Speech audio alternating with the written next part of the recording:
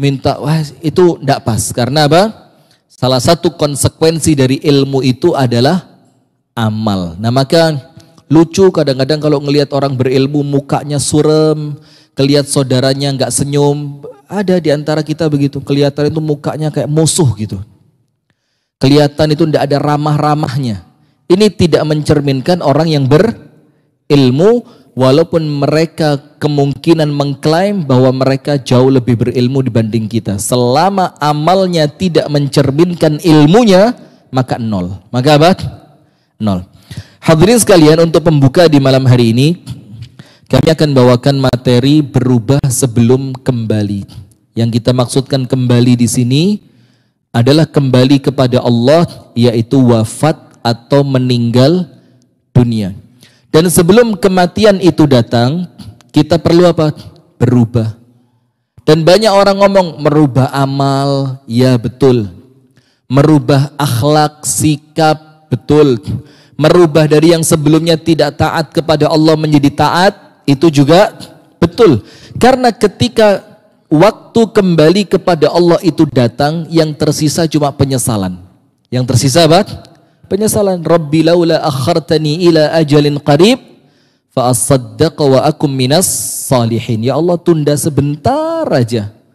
Saya mau sedekah, saya mau jadi orang soleh. Manfaat enggak penyesalannya? Tidak. Nah, maka yang kita maksudkan di sini bukan berubah secara semua itu. Karena kalau itu insya Allah panjenengan sudah tahu. Tapi yang kita maksud apa? Merubah mindset. Mindset itu apa? Jangan-jangan saya ngomong nanti tidak ngerti Pak Tomo. Apa mindset itu? Pola pikir tentang kematian. Sehingga ketika kita mendengar berita kematian, ya tetap menakutkan. Tidak mungkin orang hidup tidak takut mati, itu tidak ada. Sampai panjenengan tahu Ibunda Aisyah, sekelas Ibunda Aisyah, itu ketika mendengarkan Nabi SAW bersabda, man ahabba liqa Allah ahabballahu liqa'ah, wa man kariha liqa Allah karihallahu liqa'ah. Orang yang cinta ketemu dengan Allah, Allah cinta pertemuan dengannya. Sama. Jadi kalau kita senang ketemu Allah, Allah senang ketemu kita. Tapi sebaliknya, barang siapa yang benci ketemuan, perjumpaan dengan Allah, Allah tidak suka ketemu sama dia. Terus Ibunda Aisyah itu mengira yang dimaksud Nabi Muhammad itu kematian. Jadi orang yang senang mati, Allah senang nyambut dia. Orang yang benci mati, Allah benci nyambut dia. Ternyata maksudnya bukan itu. Ibunda Aisyah mengatakan, ya Rasulullah, man minna la yakrahul maut. Ya Rasul, siapa di antara kita yang tidak takut mati? Coba, ayo angkat tangan, jujur. Angkat tangan yang sudah siap detik ini. Angkat tangan. Mana? Ini siap atau putus asa? Ada orang antara siap sama putus asa tidak ngerti. Antara wani sama bondo nekat itu tidak ngerti dia. Jadi orang siap itu persiapannya cukup. Dia punya jaminan bakal selamat. Itu siap. Seperti orang berangkat jihad. Itu jelas siap. Kenapa? Karena kalaupun sampai dia meninggal, jaminannya apa? Surga. Nah, kalau kita kan tidak siap, atau kemungkinan dalam bahasa yang lebih tepat itu takut, kemungkinannya cuma karena dua. Nomor satu, dosanya masih banyak dan dia belum tobat. Nomor dua, amalnya masih sedikit dan belum cukup. Semua sebab berputar pada dua ini. Orang itu takut mati hanya karena dua. Nomor satu, dosanya banyak dia belum tobat. Nomor dua, amalnya sedikit dan dia yakin amal itu masih belum cukup. Nah, maka yang kami maksudkan di sini adalah merubah pola pikir tentang kematian. Bukan berarti saya akan menjadikan Anda tidak takut mati, tidak. Tetap khawatir tentang kematian itu malah bagus. Yang menjadikan kita senantiasa apa? Mawas diri. Tapi yang kita maksudkan di sini adalah bagaimana Anda menganggap kematian itu adalah sesuatu yang menyenangkan. Nah, itu yang akan kita rubah di malam hari ini, sehingga ketika kematian itu datang, itu seakan-akan Anda mendapatkan undangan makan. Coba kalau ada undangan makan, senang apa enggak? Ada undangan makan gratis, semua menu tersedia, semua makanan boleh dimakan. Bahkan khusus ibu-ibu boleh bawa tas yang besar ngantongin untuk pulang. Ibu-ibu kan biasa gitu Bu ya. Kalau acara manten kan tasnya gede-gede. Dan itu tas sudah dilapisi plastik. Ada kreseknya di dalam. Dan kita laki-laki tidak tahu Pak, nanti moro-moro mulai opo kok tasmu abot ini. Ternyata lemper ada, pastel ada, pukis ada, bahkan dicampur tengkleng juga. Ya Pak Tomo ya, pengalaman nampaknya ya. Nah sudah, maka kita akan menganggap kematian itu indah. Nah sekarang, bagaimana merubah pola pikir tentang kematian sebelum kita kembali? Ada 3. Nomor 1, kematian itu di dalam Al-Quran oleh Allah dibahasakan dengan bahasa yang sangat menyenangkan, yang sangat kita rindukan, yang kalimat itu atau kata itu menjadikan orang itu merasa tidak takut. Apa bahasanya Allah tentang kematian? Pulang. Apa bahasanya? Pulang. Ingat tidak zaman SD? Yang bisa jawab boleh pulang. Rebutan jawab apa enggak? Rebutan jawab apa enggak? Rebutan, karena dia kerungu kata pulang tadi itu sesuatu yang menyenangkan atau menyeramkan? Menyenangkan, mulai udan-udan, mangan, dulinan, turu, ya enggak? Sehingga kalimat pulang ini kalimat yang Allah gunakan untuk membahasakan kematian. Sekarang lihat ayatnya dalam surah apa? Al-Fajr. Dalam surah apa? Al-Fajr. Allah Ta'ala berfirman, A'udzu billahi minasyaitonir rajim. Ya ayyatuhan nafsul mutmainnah. Wahai jiwa yang tenang. Irji'i ila rabbiki radiyatan mardiyah. Pulanglah engkau. Dan ini fiilnya fiil amr. Kata kerjanya kata kerja perintah. Berarti apa? Allah nyuruh kita untuk pulang ke tempatnya Allah. Irji'i, pulanglah engkau. Berarti Allah membahasakan dunia ini bukan tempat kalian. Maka kematian itu hadirin adalah sunnatullah, bukan sesuatu yang perlu dihindari. Wong urip pasti mati. Itu sunnatullah. Maka orang yang salah pengertian tentang kematian, orang yang salah memahami tentang kematian, dia akan salah memahami tentang kehidupan. Dan itu pasti. Kalau pemahamannya tentang kematian salah, maka dia akan salah memahami kehidupan. Kalau orang memahami kematian itu akhir dari segalanya, ya wes uripe sakarepe dhewe. Coba lihat orang-orang yang tidak beragama itu. Yang sekarang bahasanya rotok keren dikit. Oh kami bukan tidak percaya Tuhan, tapi kami cuma tidak percaya adanya agama. Agama itu pembodohan dari para pemuka agama, pret kabeh ini. Dan orang-orang semacam itu orang yang akalnya tidak nutut untuk mikir agama. Tapi sok keren. Kami percaya ada Tuhan, tapi kami tidak percaya agama. Lalu terus kamu percaya Tuhan dari mana? Dari mana percaya Tuhan kalau tidak lewat agama? Kan begitu. Nah, maka hadirin yang dirahmati oleh Allah Subhanahu wa taala, di dalam ayat ini Allah membahasakan kematian itu dengan kata apa? Pulang. Irji'i ila rabbiki radiyatan mardiyah. Kemudian Allah tidak sampai situ. Fadkhuli fi ibadi wadkhuli jannati. Masuklah kalian ke dalam kelompok hamba-hambaku dan masuklah kalian ke dalam syurgaku. Berarti minimal di sini yang paling gampang sudah.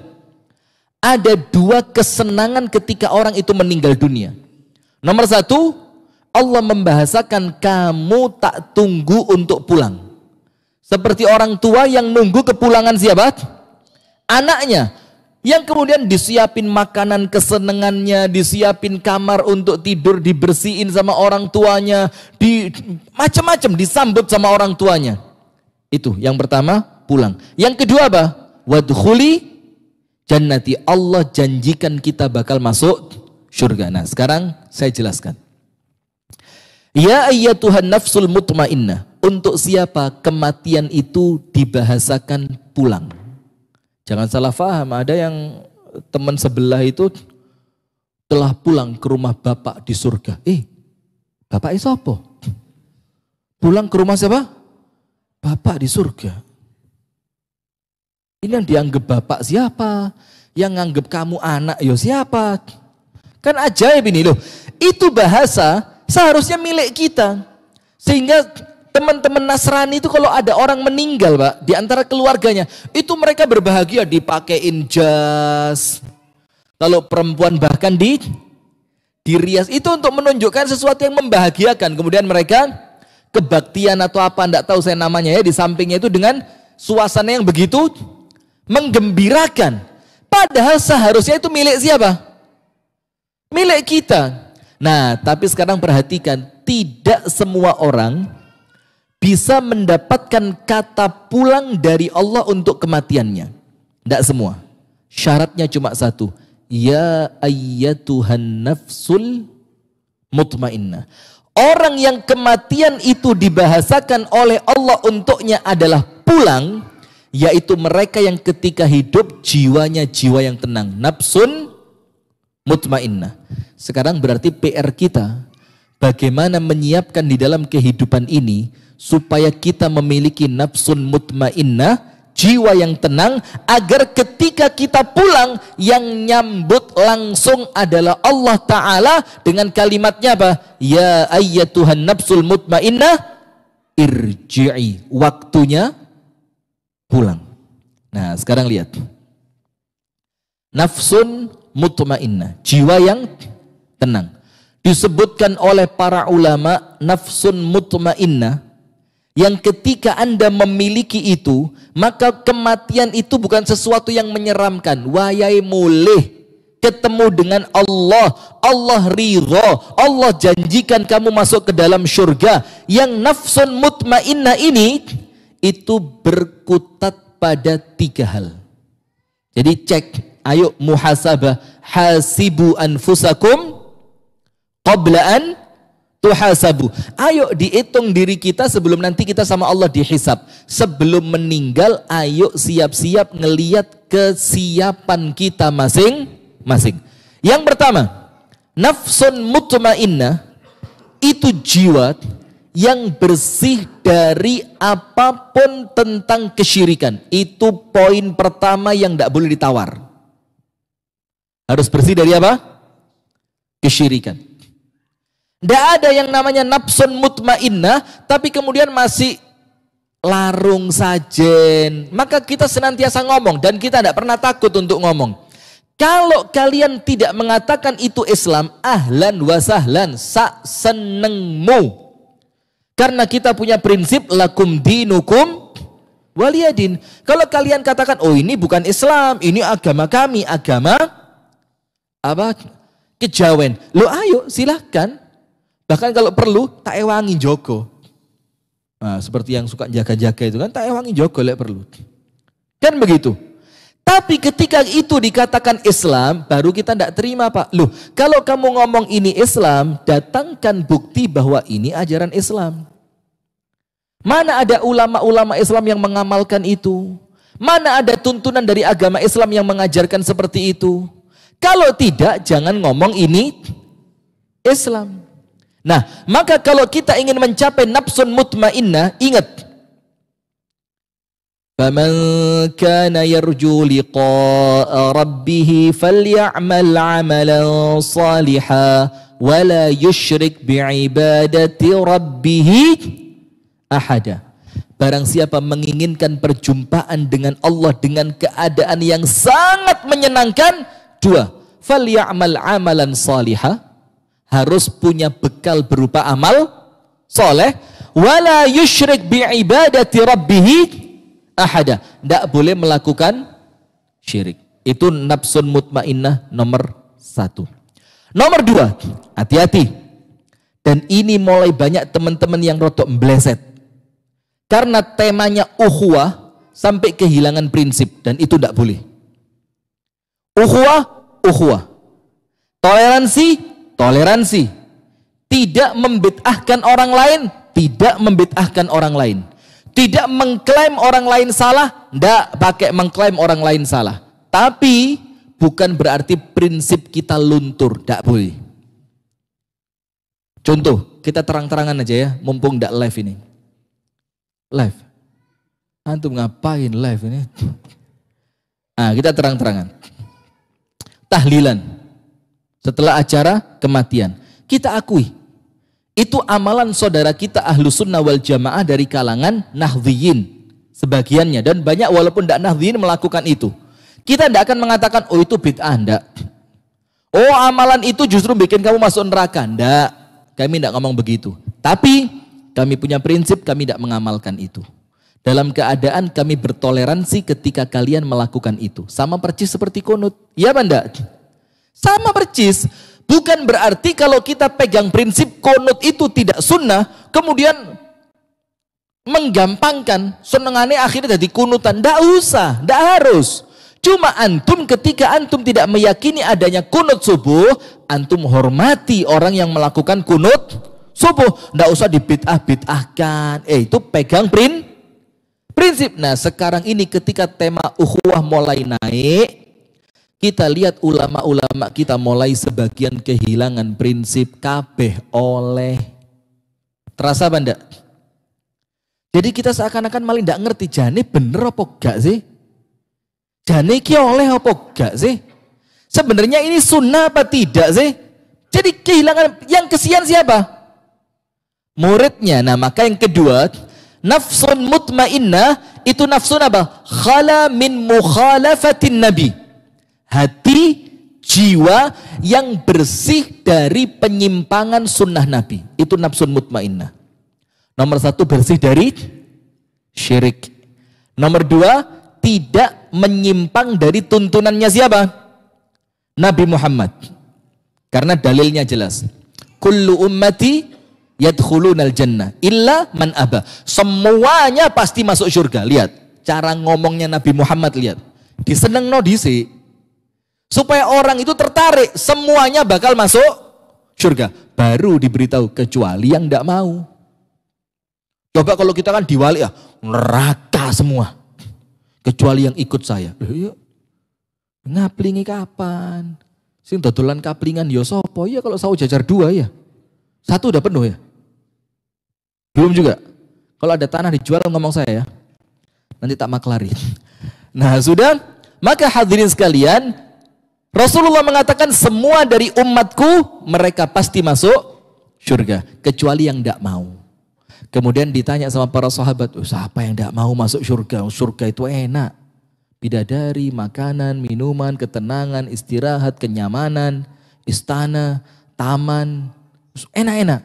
Rasul bilang, man ata'ani dakhalal jannah. Yang ikut caraku masuk surga, kata Rasulullah.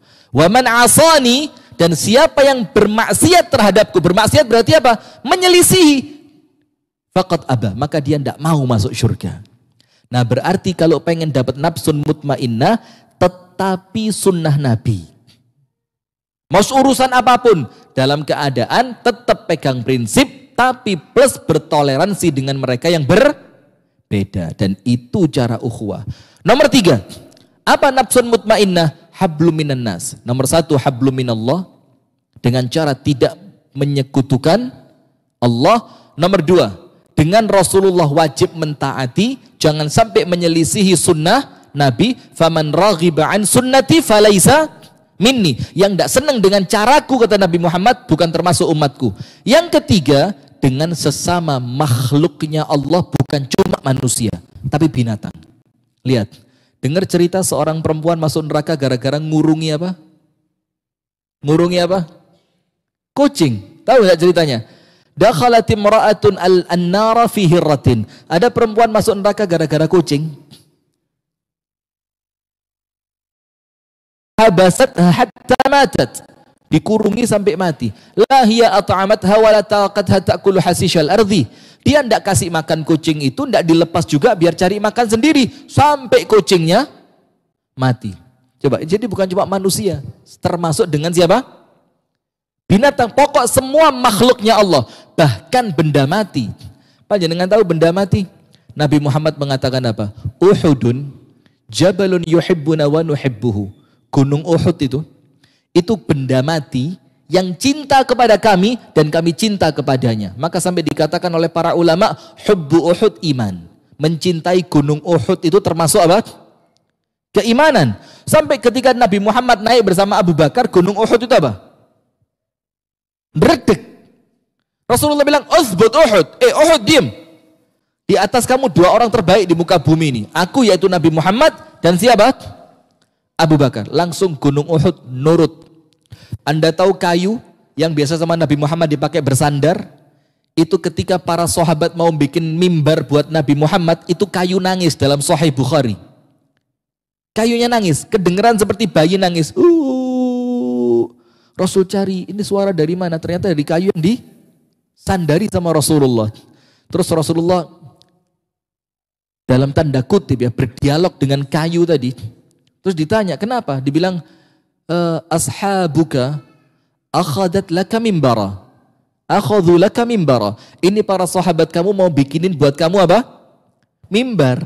Dan nanti kalau kamu sudah punya mimbar, taraktani, kamu akan ninggalin saya. Terus Rasulullah bilang apa? Pilih salah satu.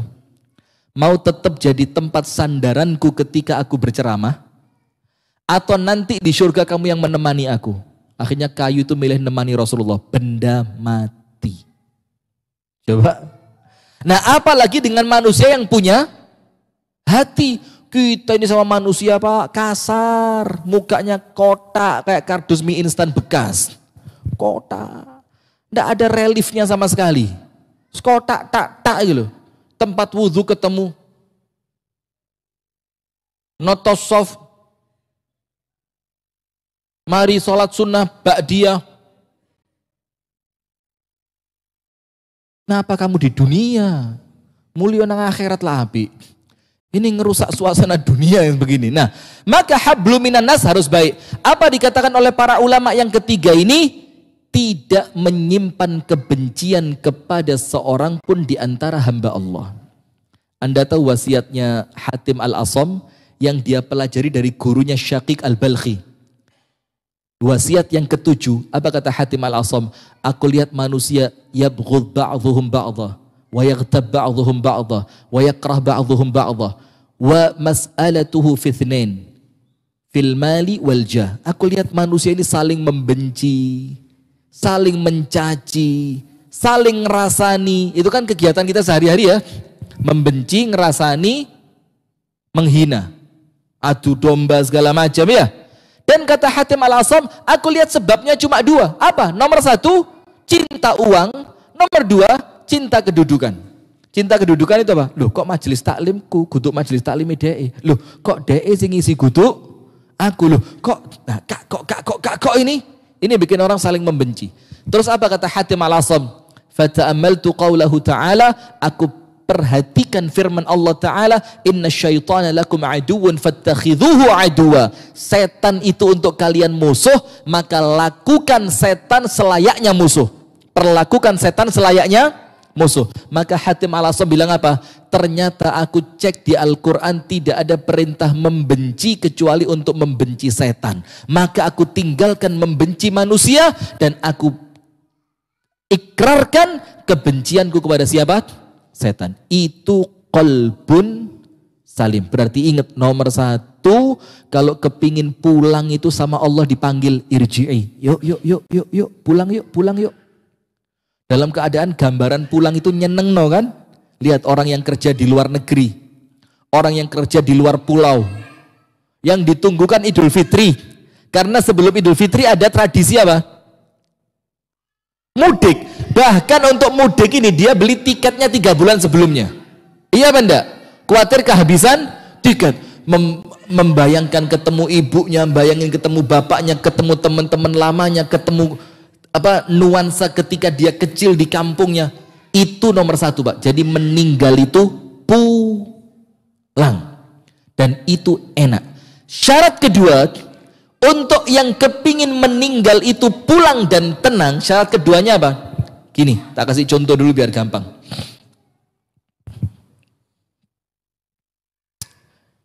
Orang pulang ke rumah orang tuanya setelah sebelumnya dia punya masalah dengan orang tuanya dan dia kabur.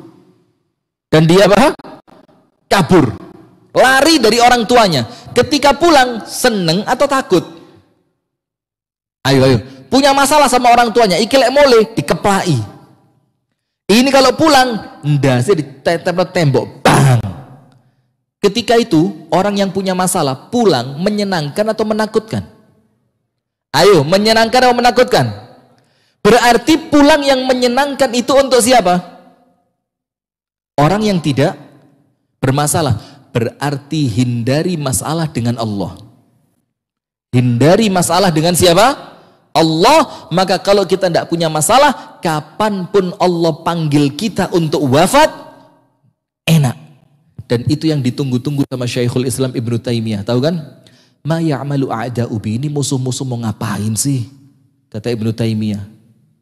Di penjara pernah, diasingkan pernah, mau digantung berkali-kali. Terus beliau bilang apa? Jannati wa bustani fi qalbi. Wes tala, kata Ibnu Taimiyah ini, kebahagiaanku itu terletak di dalam hatiku. Dan dia senantiasa bersama denganku kemanapun aku pergi. Kalau kalian penjara, khalwah, berduaan dengan Allah, tidak diganggu siapa-siapa. Coba. Kalau kalian asingkan aku, dibuang, diasingkan dari kampungnya, rekreasi, ketemu teman baru, ketemu tempat baru. Kalau kalian bunuh aku, itu yang paling tak tunggu, mati dalam keadaan syahid. Ini loh Pak, kalau orang tidak punya masalah, enak.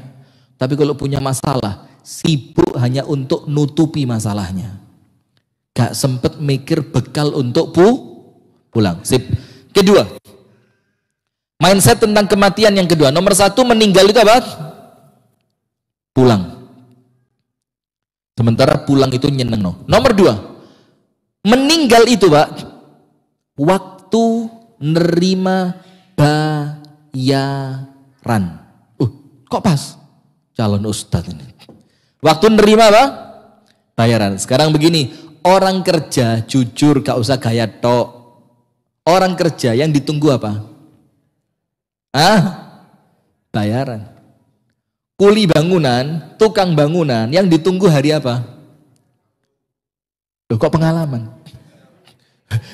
Yang ditunggu hari apa? Sabtu. Kenapa hari Sabtu? Nerima bayaran. Orang yang nerima proyek borongan, dia kepingin cepat nyelesain proyeknya. Apa alasannya? Kalau proyeknya selesai, bayarannya cair. Itulah kita Pak. Kalau kita di dunia ini kerja, maka mati itu kepingin cepat. Kenapa? Wah ya nerimo. Sayangnya kita di sini tidak kerja. Di Indonya leha-leha, ngerti leha-leha? Ngopi, rokokan, cangkruan, sekat, apalagi? Gaple, Pak Tomo. Gaple nunggoi bengkel. Ngono-ngono tok urusannya ya. Mana Pak dosen mana? Mana? Datang sudah? Alhamdulillah. Nah sudah. Kenapa kita tidak pengen meninggal dunia? Karena kita tidak menganggap di dunia ini kita sedang kerja dengan siapa? Allah. Tapi ingat, perhatikan ayatnya. Kullu nafsin dha'iqatul maut. Setiap yang bernyawa pasti mati. Berarti mati itu bukan sesuatu yang biasa. Maka ada seorang anak kecil gitu ya, didatengin sama Syekh Salman Audah. Di tengah padang pasir, ada tendanya, orang tuanya sedang keluar, ada kakaknya jaga kambing, anak kecil ini main di pinggir tenda. Terus sama Syekh Salman Audah ditanya, "Kam antum?" Kamu sekeluarga berapa? Dibilang, "Khamsa," 5. Berapa? 5. Terus dibilang, "Mana 5 itu?" "Saya 1, kakak saya di sana 3 jagain kambing, yang 1 di bawah pohon sebelah sana." Kata Syekh Salman Audah, 3, 1, 4. Itu 1 di bawah pohon. Syekh Salman Audah bilang apa? "Ma ra'aitu ahadan tahta syajarah." Tidak ada siapapun di bawah pohon itu. Apa kata anak kecil tadi? Ngajari makna kehidupan kepada Syekh Salman Audah. Kata anak kecil apa? Iya, tidak kelihatan, tapi dia ada di situ. Dia hidup di situ. Kenapa? Karena cuma beda alam saja. Kami masih di alam dunia, dia sudah di alam barzah, sama-sama hidupnya. Nanti kalau kami nyusul dia, bakal ketemu di sana. Alamnya sudah sama. Apa kata Syekh Salman Auda? Allamani hadas sabi. Arek cilik iki nguruki aku. Dan itu menjadi sesuatu yang paling dipegang oleh Syekh Salman Auda. Jadi dia ngerti kematian itu bukan sesuatu yang menyeramkan. Maka Allah firmankan, kullu nafsin dha'iqatul maut. Tidak ada orang bisa kekal, itu tidak ada. Anda kekal umur 80 wis kesel. Bang, ada yang usia 70 capek sudah. Iya apa enggak? Bangun tidur.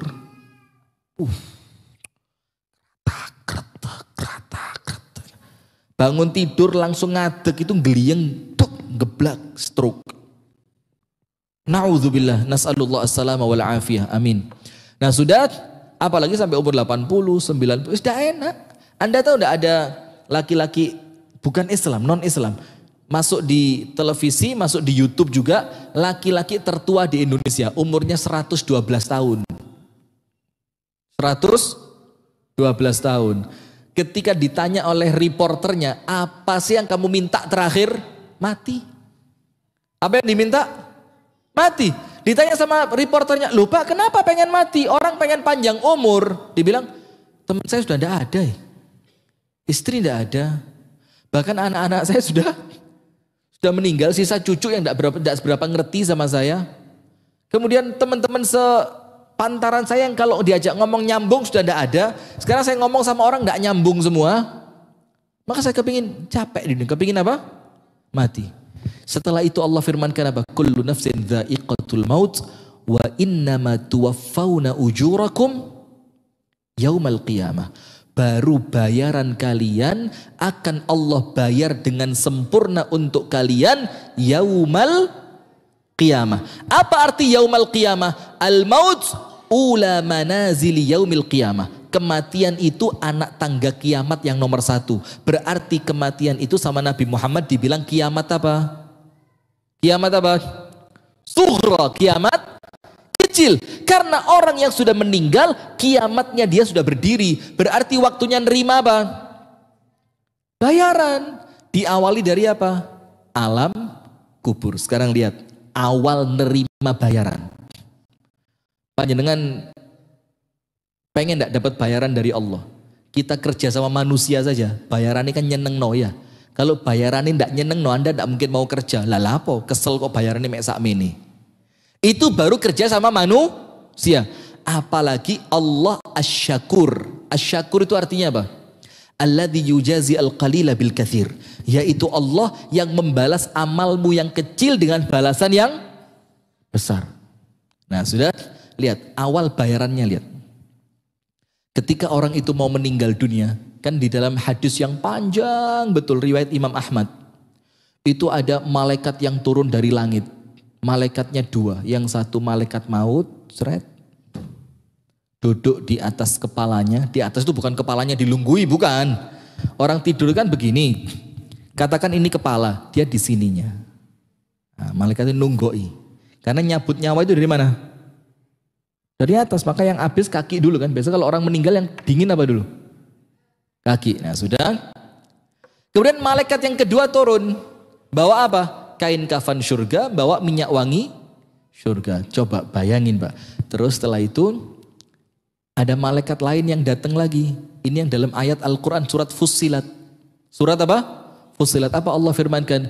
Innalladzina qalu rabbunallahu thumma istaqamu tatanazzalu alaihimul malaikah. تتنزل عليهم الملائكة ألا تخافوا ولا تحزنوا وأبشروا بالجنة التي كنتم توعدون. Panjang. Nahnu awliya'ukum fil hayat. Terus sampai panjang. Artinya begini, malaikat yang ketiga turun bilang apa? Orang yang seperti kamu kerjanya untuk Allah istiqomah. Ingat tuh ya, kerjanya untuk siapa? Allah. Berarti ikhlas atau riya? Ini yang paling berat. Kalau cuma kerja Pak, kabeh wong iso. Salat kita itu kerja, puasa kita kerja, ngaji kita kerja, sedekah kita kerja, dakwah kita kerja. Tapi untuk Allahnya ini yang berat. Kenapa? Karena kalau bukan untuk Allah, nanti kita sampai di hari kiamat, ya Rabb, mana bayaranku? Allah bilang, kerja buat dia kok minta bayaran sama aku? Coba, tetangga Anda punya pembantu. Tetangga Anda punya pembantu, pembantunya ngerapiin rumahnya dia, bersihin, ngepel, nyuciin bajunya. Ketika datang waktu gajian, pembantu itu datang ke rumah Anda, Pak, bayaran. Anda apain kira-kira pembantu itu? Hah? Lo gak kerja mbak aku kok njaluk bayaran nang? Seperti itu, Pak. Maka dikatakan orang yang istiqomah kerja untuk Allah, ketika mau meninggal, malaikat itu ayatnya, Pak, bukan nazala, tapi apa? Tatanazzal. Apa bedanya nazala sama tatanazzal? Kalau nazala itu sekali turun, jub, selesai. Itu nazala, nuzul. Kalau tatanazzal seperti surat Al-Qadr, seperti surat apa? Al-Qadr, tatanazzalul malaikatu warruhu fiha biizni rabbihim min kulli amr salamun hiya hatta. Nah, tatanazzal itu apa? Turun beriringan dan tidak terputus, gentenan teng situ teko mari mulai, situ mane teko mari mulai. Malaikat itu ngomong apa? Alla takhafu, mas, jangan takut. Takut kenapa? Namanya orang mau mati, Pak. Dia tidak ngerti akhiratku nanti seperti apa, pasti muncul kekhawatiran. Maka sama malaikat dibilang, tidak usah khawatir, jangan takut. Terus bagaimana malaikat ini bikin dia tidak takut? Oleh malaikat tadi dibuka satu akses pintu yang menunjukkan tempatnya dia di surga. Maka sama malaikat ditunjuk, itu kamarmu. Terus dia lihat ke arah itu, tenang dia, tidak jadi takut. Terus wala tahzanu, dan jangan sedih. Sedihnya kenapa? Saya punya istri, siapa yang jagain? Saya punya anak, siapa yang jagain? Saya punya ini, punya itu. Malaikat bilang, nahnu auliyaukum, kami yang jaga kalian, maka kami yang akan jaga mereka. Coba. Itu bayaran pertama. Terus masuk alam kubur. Jret. Tahu hadis yang lain apa? Di alam kubur sama malaikat dikasih pertanyaan, jawabnya lancar. Terus apa? Dibukakan dari kuburannya dia setiap pagi dan sore, itu arah yang bisa ngelihat surga. Allahu Akbar. Nikmatku kubur. Waktunya apa? Bayaran. Terus di kuburan dia ditemenin siapa? Amalannya bergantian. Qurannya datang, tahajudnya datang, puasanya datang, sampai dia tidak merasa susah di kuburan tadi. Itulah kenapa dalam surat Yasin, orang yang dibangkitkan dari alam kubur untuk kiamat, itu bahasanya mereka apa? Man ba'atsana mim marqadina. Ini saya lagi tidur kok dibangunin, siapa yang bangunin saya? Untuk orang beriman, karena kuburan itu tempat istirahat, sehingga ketika dia bangkit hari kiamat, dia sempat kaget, tapi dia tenang. Kenapa tenang? Karena balasan di alam kubur itu kecil dibandingkan yang akan dia terima di surga. Untuk orang kafir kemungkinannya dua. Kok orang kafir katanya diazab dalam kubur? Loh, kok ayatnya mengatakan siapa yang bangunin kami? Berarti kan dia tidur di sana. Tidur kan enak. Nah, ini paling tidak enak ini. Pas panas-panas itu. Komat berapa menit? Ya, biasanya azan dulu lanjut atau lanjut azan. Ya udah, ini kurang dikit ini. Coba orang sampai lanjut, saya mau pulang masalahnya. Saya lanjut dikit ya. Azan telat tidak apa-apa ya. Nah, sip, tidak masalah. Apa tadi? Wis hilang wis.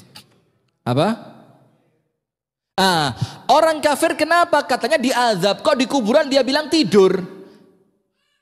Man ba'atsana min marqadina hadza ma wa'ada ar-rahman wa sadaqal mursalun. Ini janjinya Allah dan para nabi itu ternyata benar. Disebutkan oleh para ulama, nomor satu, sebelum tegaknya hari kiamat, mereka itu hukumannya dihentikan sementara sama Allah. Sehingga mereka merasa mereka tidur, ketika kiamat ditegakkan mereka kaget. Loh, kok tangi maneh? Mereka mengira selesai hukumannya di kuburan. Nomor dua, kuburan itu bukan hukuman selamanya. Karena belum terjadi pengadilan. Sudah pengadilan belum?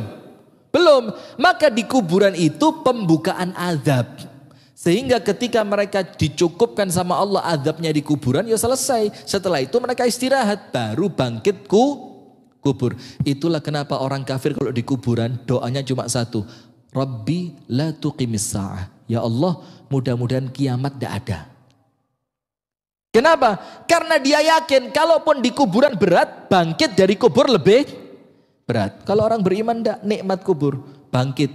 Apalagi kalau sudah bangkit. Lihat orang yang kerja untuk Allah, Pak. Alladzi yaqra'ul Qur'ana wa huwa mahirun bih ma'as safaratil kiramil bararah. Walladzi yaqra'ul Qur'ana wa huwa yatata'ata'u fihi wa huwa 'alaihi syaqun falahu ajran. Orang yang baca Qur'annya bagus, rajin, istiqomah, bangkit dari kuburan yang nyambut siapa? Malaikat-malaikatnya Allah yang mulia, dipayungi, gruk. Ini nerima bayaran, Pak. Keselewes mari di donyo. Iya apa enggak? Nah, setelah itu kemudian hisabnya mudah, bahkan boleh jadi sama Allah dia tidak dihisab, langsung dia bakal masuk puncaknya kenikmatan, yaitu surga. Dan orang kalau di dunia tidak kerja untuk surga, pasti takut mati. Tapi kalau di dunia kerja untuk surga, pasti dia menanti waktu datangnya hari bayaran, yaitu kematian. Ayatnya mengatakan wa innama tuwaffawna ujurakum yaumal qiyamah. Bayaran kalian baru Allah akan berikan secara sempurna kapan? Kelak di hari kiamat. Kemudian sekarang poin ketiga dan ini penutup. Nomor satu, mindset tentang kematian yang perlu kita rubah. Mati itu apa? Pulang. Kalau tidak punya masalah, enak. Jiwanya harus nafsun mutmainnah. Nomor dua, mati itu waktu nerima apa? Bayaran. Nomor tiga apa? Ayo Ustaz. Ayo. Nomor tiga, mati itu apa? Pergi dari sempitnya dunia menuju luasnya akhirat. Kok bisa? Sekarang lihat. Salah seorang ulama salaf itu, ketika sahabat-sahabatnya meninggal, dia bilang apa? Di zaman tabi'in, di zaman tabi'ut tabi'in, itu mereka mengatakan dhahaba min dhiqid dunya ila fasihil akhirati. Dia pergi dari sempitnya dunia menuju luasnya akhirat. Dalilnya apa lagi? Rasulullah bersabda, ad-dunya sijnul mu'min wa jannatul kafir. Dunia ini penjara buat siapa? Orang beriman. Dan dia surganya siapa? Orang kafir. Saya mau tanya, orang kalau di penjara yang ditunggu apa? Ayo Pak Polisi. Apa orang kalau di penjara yang ditunggu apa? Pulang, bebasnya tadi. Dan kita ini hadirin di dunia di penjara. Loh kok ono wong betah di penjara? Walaupun di YouTube ada itu. Sama polisinya disuruh pulang tidak mau. Karena polisinya baik-baik katanya. Ya itu pas yang baik saja. Aduh astagfirullahaladzim. Saya sudah latihan fokus. Nah sudah. Maka hadirin tidak ada orang di penjara itu senang, tidak ada. Kenapa? Penjara itu tempat kita dibatasi. Betul apa enggak? Tidak boleh ini. Tidak boleh itu, harus gini, harus gitu. Panjenengan kroso tidak di dunia seperti itu? Kalau tidak kroso, ya mati jangan, medeni, tutui malaikat sampean. Tapi kalau kroso, bagus, ya itu betul memang penjara. Kenapa? Oh ini pengen merasakan cuy, apa? Ciu. Ya, mohon maaf kan tidak pengalaman ya. Malah kalau ngerti malah saya curiga. Ini ada apa Anda kok ngerti? Atau pengen, ya apa sih rasanya narkoba itu? Kok penasaran ya? Kok katanya kalau sudah kena sekali itu seakan-akan dunia milik sendiri. Tapi kemudian ono reme, dia punya remnya apa? Tapi Allah ngelarang. Berarti dibatasi enggak? Ya ini penjara. Ada cerita lucu tentang Al-Imam Ibnu Hajar. Imam Ibnu Hajar itu ulama kaya raya. Kudanya Pak, itu kuda yang dipakai raja. Ibnu Hajar al-Asqalani. Bajunya, baju yang biasa kainnya dibeli hanya oleh para raja. Ganteng, putih, bersih, wangi. Ibnu Hajar al-Asqalani. Datang seorang tukang minyak Yahudi. Tukang apa? Minyak Yahudi bilang, hei. Kamu bilang, nabimu bersabda, dunia ini penjaranya orang beriman dan surganya orang kafir. Dia ngaku loh dia kafir. Tapi orang kafir sekarang gak ngakui.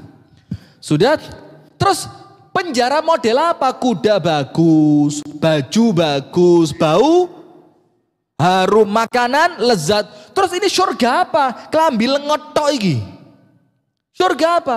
Apa kata Ibnu Hajar? Ini loh Pak, wong Islam itu kudu cerdas. Apa jawabannya Ibnu Hajar? Kemewahan yang aku rasakan sekarang, kuda bagus, baju bagus, minyak wangi mahal, makanan lezat, kalau dibandingkan apa yang akan Allah kasih nanti di akhirat, yo ini kayak penjara. Kalau dibandingkan apa? Surga, yo ini penjara, kata Ibnu Hajar. Kamu kelambi lengot tok, kesel, rai gak karuan, kumus-kumus, mangan gak enak, kelambi elek, ambune pak apek. Ini surga ini dibandingkan azab yang nanti kamu rasakan di neraka. Langsung orang kafirnya mikir, waduh soron dunya soron akhirat. Masuk Islam dia, antum cek itu ceritanya. Masuk Islam itu orang kafir. Kata orang kafirnya apa? Yo karuan soron dunyo pena akhirat. Lah iki lek ceritane koyo ngono mang, dunyo lengot tok, akhirat genit tok. Wah susah ini kata dia. Nah, maka ini penjara, Pak. Nah, maka sekarang kalau Anda ingin kematian itu adalah kebebasan, kematian itu istirahat, waktu yang dinantikan untuk Anda keluar penjara bebas, bisa ketemu orang tua Anda yang telah meninggal duluan, ketemu saudara-saudara yang Anda cintai duluan. Bagaimana caranya? Harus wafat. Wafat itu kebebasan. Berarti di dunia hidupnya harus ada batasan. Kati nyolong, itu gak oleh. Ada perempuan cantik. Di sini sih tidak ada di sini. Maaf loh, saya kalau ke arah sana baru ketemu perempuan cantik. Sini roto angel. Kalau di daerah agak sana gitu, sak mereme gitu, kecekel ini ayu. Kecekel ayu. Dek gini, sampai ngolekin gedun. Gak ketemu. Maaf loh ibu-ibu, maaf, protes, sabar itu ciri calon penghuni surga itu. Nah sudah, maka kalau di dunia tidak ada batasan, yo Anda matinya tidak bebas, malah bakal masuk penjara. Nah maka dengan itu ada seorang ahli maksiat Pak, ya Allah, ahli maksiat tidak pernah ibadah, sama temannya dinasehati tidak pernah mau di zaman tabi'in. Ketika dia mau mati, temannya datang, kapok kata temannya. Ibadah gak gelem, dinasehati gak nerimo, maksiat gak mandek. Mariki ditutui molekat. Itu kalau bahasa saya. Terus orang yang mau meninggal ini tanya, in ana mitu faman laqit. Kalau nanti aku mati, aku bakal ketemu siapa? Sama temannya tadi dibilang, in anta mitta talqallaha. Kalau kamu mati, kamu ketemu Allah. Apa katanya ahli maksiat tadi? Wallahi ma ahla liqa Allah. Kalau meninggal ketemunya Allah, yo enak banget daripada hidup ketemu model kon. Coba, ya kalau meninggal ketemunya Allah, enak. Kenapa? Karena saya yakin Allah lebih sayang kepada saya dibanding sayangnya ibu saya kepada saya. Coba lihat Pak. Jadi kematian itu bukan sesuatu yang umeteni.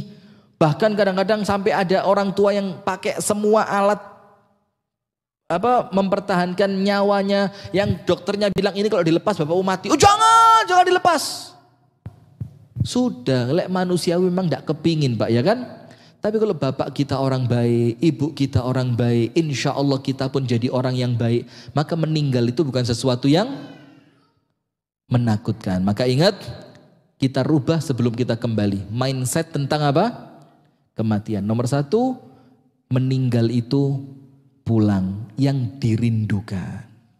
Nomor 2, meninggal itu waktu nerima bayaran setelah kita capek-capek di dunia. Nomor 3, meninggal itu waktu bebasnya kita dari penjara dunia. Karena nanti di surga tidak ada yang dilarang, semuanya jadi boleh. Wallahu ta'ala a'lam bissawab. Semoga ada manfaatnya. Kurang lebihnya saya mohon maaf. Hadanallahu wa iyyakum ajma'in. Subhanakallahumma wa bihamdika asyhadu an la ilaha illa anta astaghfiruka wa atubu ilaik. Insyaallah nanti kitabnya yang kita pakai kitab apa akan saya infokan ke takmirnya ya. Jadi kalau panjenengan bisa pegang kitab yang sama itu lebih zen, itu ngaji betulan. Assalamualaikum warahmatullahi wabarakatuh.